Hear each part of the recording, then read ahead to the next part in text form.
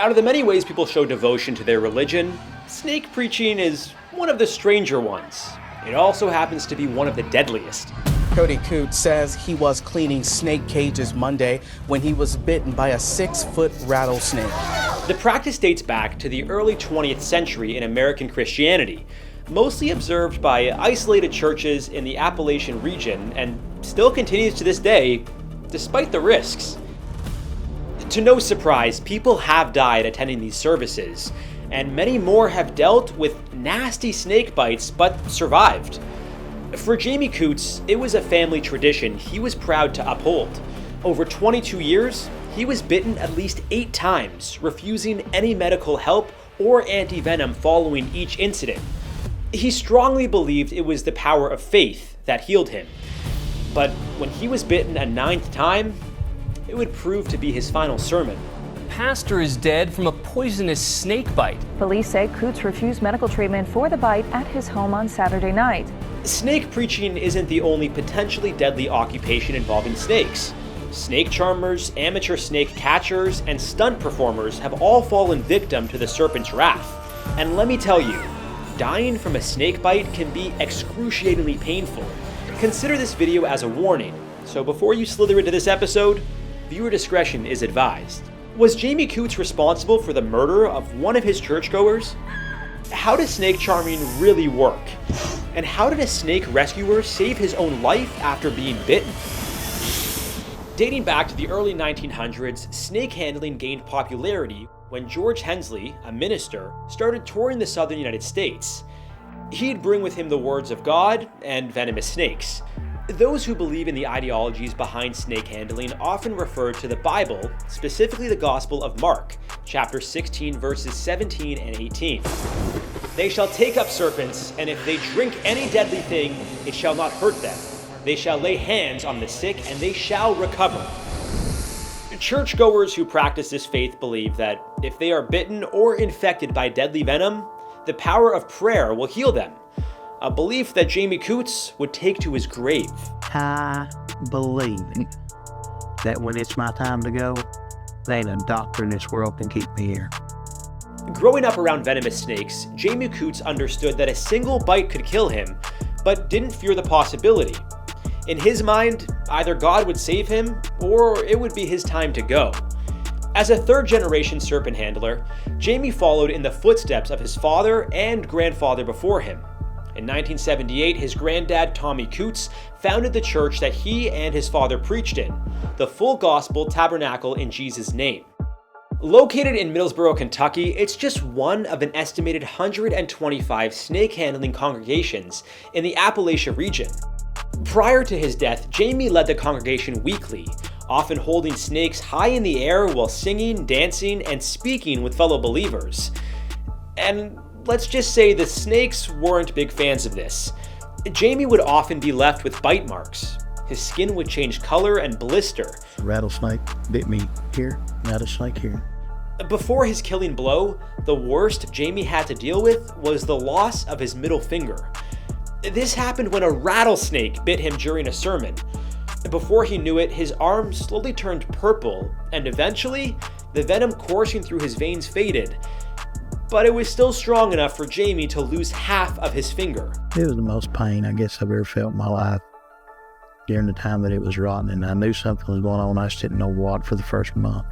That much of the bone was exposed before it broke off. That's nasty. Of course, given his profession, it was only a matter of time before he ran into legal troubles. Due to the dangers associated with snake preaching, it's against the law in most states. On top of that, many of the snakes in Jamie's possession were not only dangerous, but illegal to own. In 2008, Jamie was arrested and charged with buying, selling, and possessing illegal reptiles. In total, 60 snakes were confiscated from his home, including 42 copperheads, 11 timber rattlesnakes, 3 cottonmouth water moccasins, 2 cobras, a western diamondback rattlesnake, and a puff adder. That's quite a collection. In 2013, Jamie would again run into legal trouble, this time for crossing into Tennessee with venomous snakes while driving back to Kentucky. Although he had legally bought the snakes in Alabama and had the receipt to prove it, the lawmakers in Tennessee didn't seem to care. After a month in court, Jamie pleaded guilty to a misdemeanor charge and forfeited his snakes. He was given a year of unsupervised probation, but was inspired to raise awareness for his beliefs.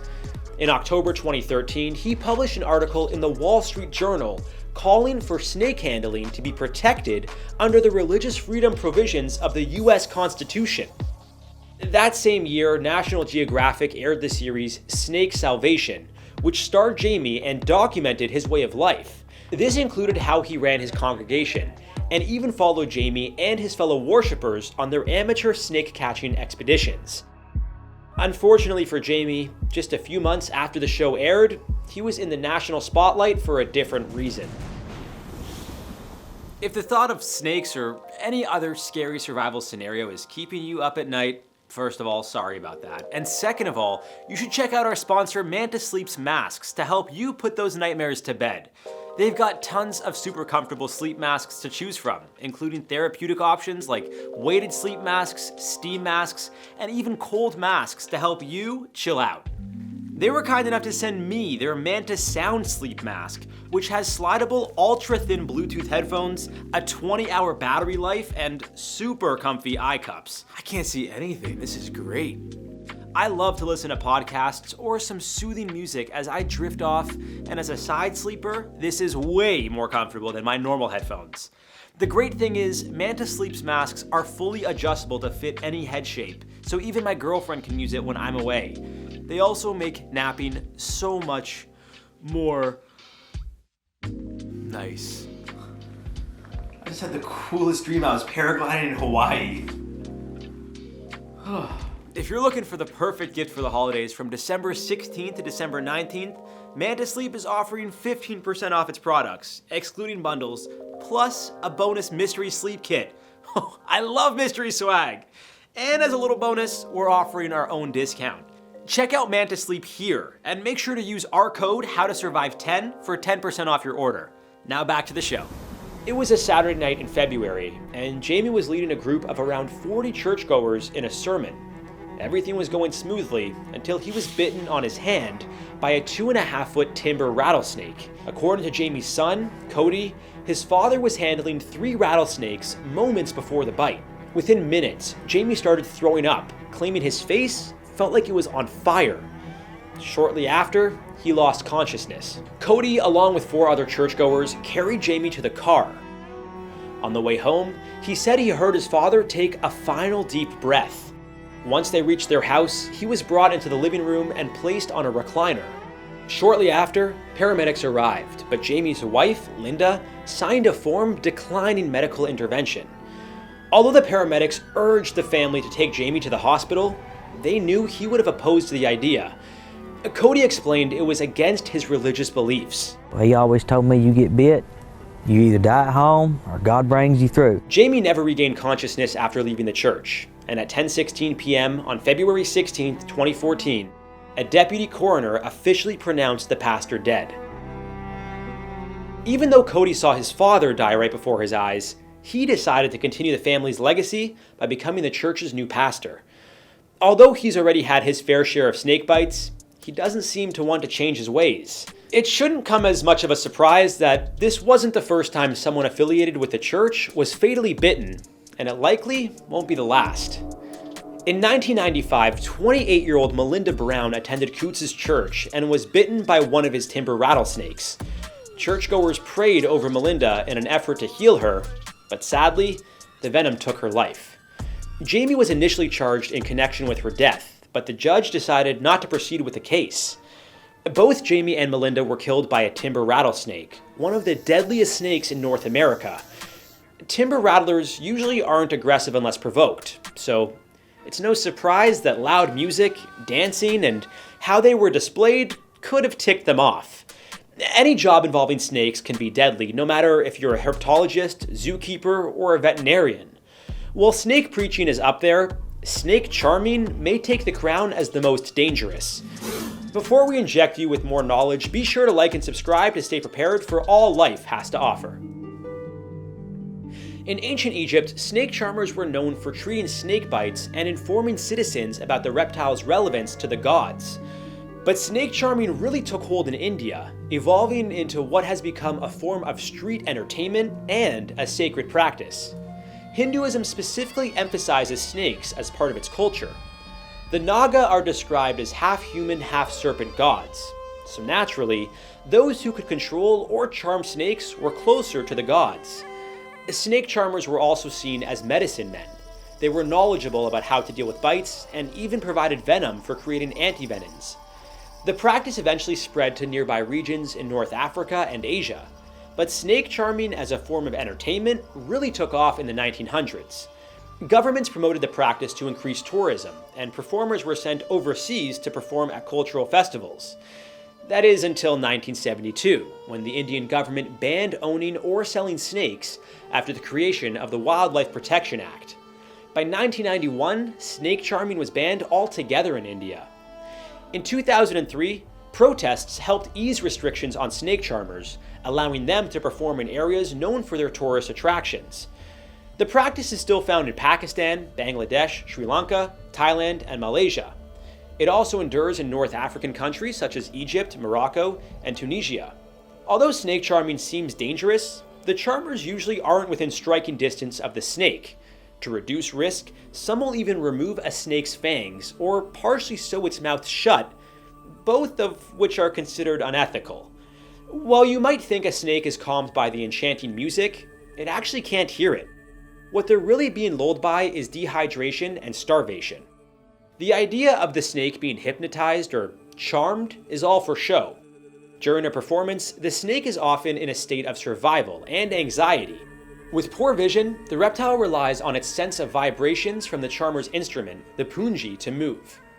In addition, the snake follows the movement of the punji and the charmer to keep themselves safe. Over the years, the entertainment side of snake charmers has evolved thanks to daredevils known as snake stunt people, who are exactly what they sound like. In 2023, 20-year-old Abdul Manir was putting on a show for locals in a village in Indonesia. While attempting to kiss his pet cobra, it struck and bit him on the nose. Following the incident, Manir was rushed to a local clinic for treatment. Unfortunately, the snake's toxic venom was so potent it paralyzed his vital organs, killing him before he could be transferred to a hospital with the medical equipment needed to save his life. In 2024, another 20-year-old tried to get some views online, leading to a deadly mistake. Mochi Shivraj from India took a video of a cobra hanging from his mouth, hoping it would go viral. The cobra reportedly bit Mochi's mouth, injecting its venom into his bloodstream, killing him within hours. So if it isn't clear by now, snakes are not meant to be toyed with, unless they're made of rubber. Some people just don't learn until it's too late, which was the case for an Indonesian man named Norani. After capturing a 16.5-foot king cobra, Norani, who had a reputation for his precarious behavior with animals, decided to entertain local villagers with a show involving his new pet. Kissing a cobra is one thing, but hurling it around like that is just asking for trouble. Sure enough, the cobra fought back.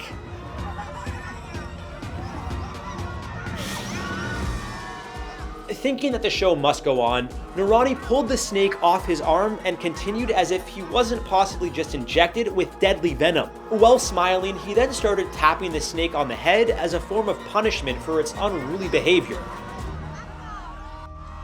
But once again, it got the best of him.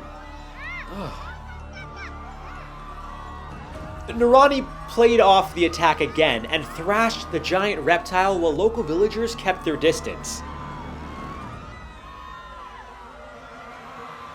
Later that evening, the showman started to feel ill and went to a local hospital where he was given an anti-venom. Unfortunately for him, it was already too late. Not all those who work with snakes do it for the thrill. Some are simply trying to help their community. Like Jeremy Brooks, who is trying to remove one of Australia's most venomous snakes, an eastern brown snake, from a childcare center. Not a licensed snake catcher, he's been called by a relative and asked to help remove the snake from this childcare centre near Townsville. The eastern brown is the second most venomous snake in the world. and the capture went very wrong. Unfortunately, in this case, Jeremy Brooks lost his life after being bitten by the snake 3 times. Instead of going to the hospital, Jeremy had his wife treat his wounds. Shortly after, he went into cardiac arrest and died. As tragic as this is, even those who catch snakes professionally still run a tremendous risk. Of course, there are tools and techniques to keep safe while removing snakes, especially venomous ones. Most will wear thick gloves, protective clothing, and use tools like grabbers or hooks. Others who feel comfortable enough may try catching them with their bare hands. And if you work in the industry long enough, you're guaranteed to have the scars to show it. Riki, an amateur snake catcher from Indonesia, experienced one of his first bites on the job while being guided by a senior animal rescuer. After receiving a call about a 5-foot-long snake hanging around a family's kitchen, Riki and a colleague came to help.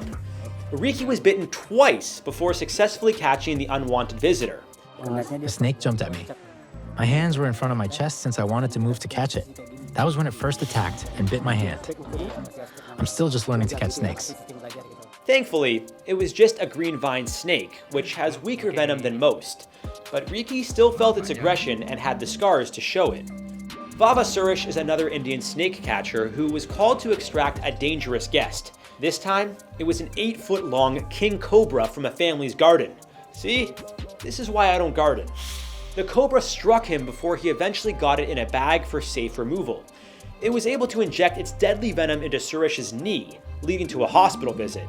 The good news is that Suresh knew exactly what to do. This wasn't the first time he had dealt with a snake bite. He has reportedly survived over 300 venomous bites throughout his career. I mean, wow, talk about perseverance.